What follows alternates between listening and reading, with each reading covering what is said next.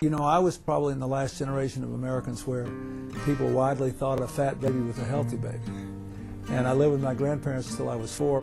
They just stuffed me. And so I always battled my weight. When I was your age, I was heavier than any person in this audience, any young person. I was always sort of overweight. And then when I was 13, I was 5'8" and weighed 185 pounds. When I was 15, I was 5'10" and weighed 210 pounds. You loved all Southern foods. Oh my God, I do. I love it all. Barbecues? Barbecue. Pie? Pie. And famously, a Big Mac. I like it all. I love all that stuff. And inside, my heart and the arteries that lead to it were getting worse and worse and worse because I exercised a lot, but I ate the wrong things. The president underwent a quadruple bypass operation. Since then, he says he's dropped 15 pounds and gained a new appreciation of the country's obesity epidemic. The brush with death I had maybe had the biggest impact of all, going through the health problems I did. But what happened to me is now systematically happening to a younger generation of people. If present trends continue, this generation of young people could be the first to have shorter life expectancies than their parents. How did you lose so much weight? What kind of diet are you on?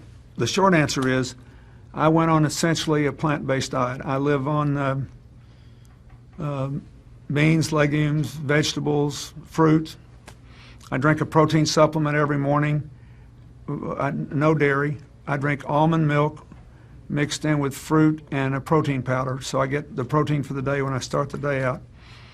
And it changed my whole metabolism, and I lost 24 pounds, and I got back to basically what I weighed in high school. But I did it for a different reason. I mean, I wanted to lose a little weight, but I didn't ever dream this would happen.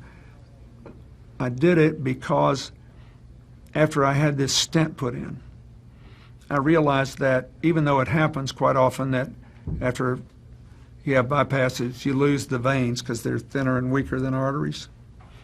The truth is that it clogged up, which means that the cholesterol was still causing buildup in my vein that was part of my bypass. And thank God I could take the stents. I don't want it to happen again. So I did all this research, and I saw that 82% of the people since 1986 who have gone on a plant-based, no dairy, no meat of any kind, no chicken, turkey. I eat very little fish. Once in a while I'll have a little fish, not often. If you can do it, 82% of the people who've done that have begun to heal themselves. Their arterial blockage cleans up. The calcium deposit around their heart breaks up. This movement has been led by a doctor named Caldwell, Esselstyn at the Cleveland Clinic, Dean Ornish, whom you know, out in California, the doctors Campbell, father and son, who wrote the China study, and a handful of others. But we now have 25 years of evidence.